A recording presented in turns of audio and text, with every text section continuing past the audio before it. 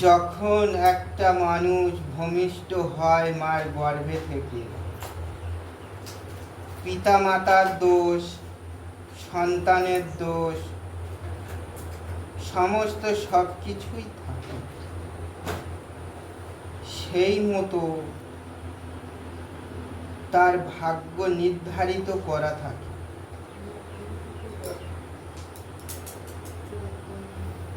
বেশি আর কম,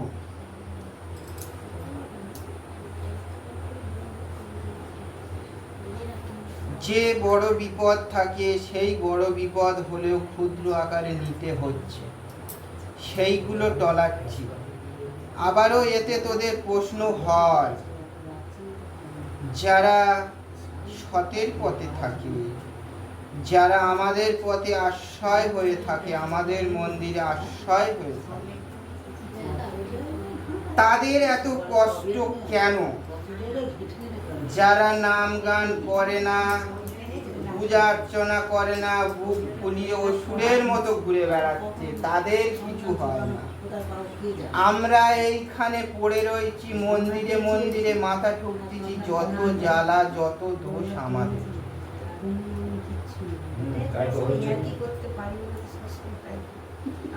তা আমার কাছে, আমার দুয়ারে এসে পড়েছিস, আমার কাছে মাথা খুঁড়তেছিস, এত কিছু করতেছিস, এই সমস্ত কষ্ট নিয়ে আমার কাছে আসতেছিস, আমার কাছে বলছিস, থাকছিস, দাঁড়াচ্ছিস।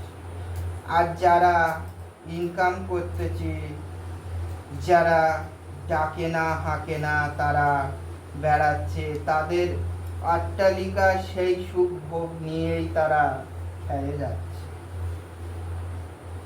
আর এই যে কষ্ট হচ্ছে বলেই যে আমার ডাকতেছিস, আমার নাম গান করতেছি, এদের জন্য আলাদা জায়গা তোলা হচ্ছে।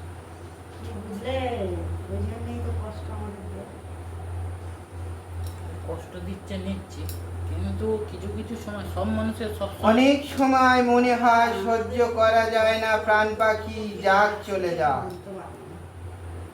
দরকার নেই বেঁচে থেকে।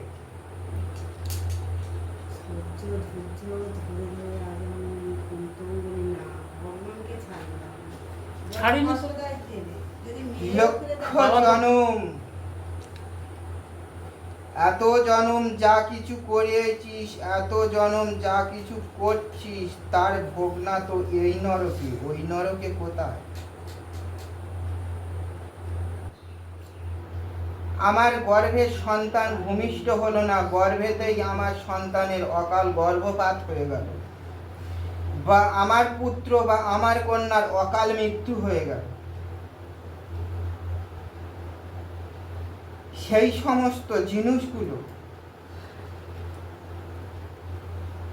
তারা পূর্ব জন্মেতে এমন কিছু কার্য করে এসছে,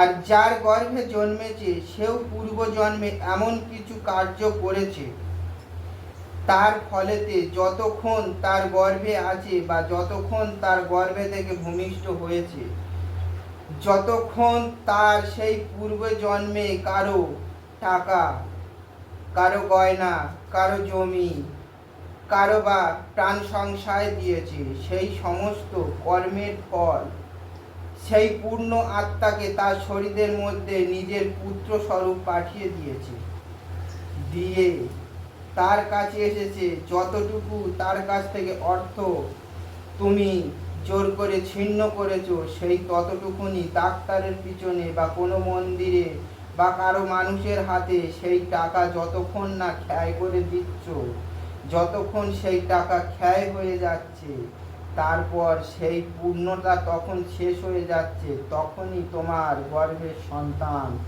গর্ভের থেকে ভূমিষ্ঠ হওয়ার আগে সেই জিনিস গর্ভপাত হয়ে যাচ্ছে। সেই জায়গা ভেঙে বুঝে ভালো করে দেখ কি জন্যে, কি কারণে এইগুলো হচ্ছে। শুধু শুধু করতে আমরা বসে নেই। পাপেতে কেন এত কষ্ট পাচ্ছিস, কেন এত সাজা পাচ্ছিস?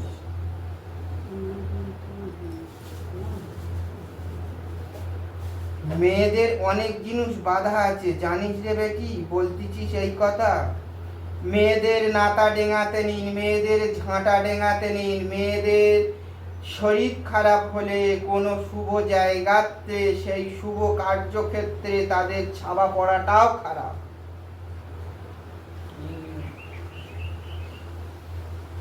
যে মাসিক চলাকালীন অবস্থায় এখন উন্নত উন্নত জিনিস ব্যবহার করতেছে বা কাপড় ব্যবহার করতেছে, সেই সমস্ত জিনিস পুকুরে ধোয়া বা বাইরে ফেলে দেওয়া তারও তারতম্য আছে।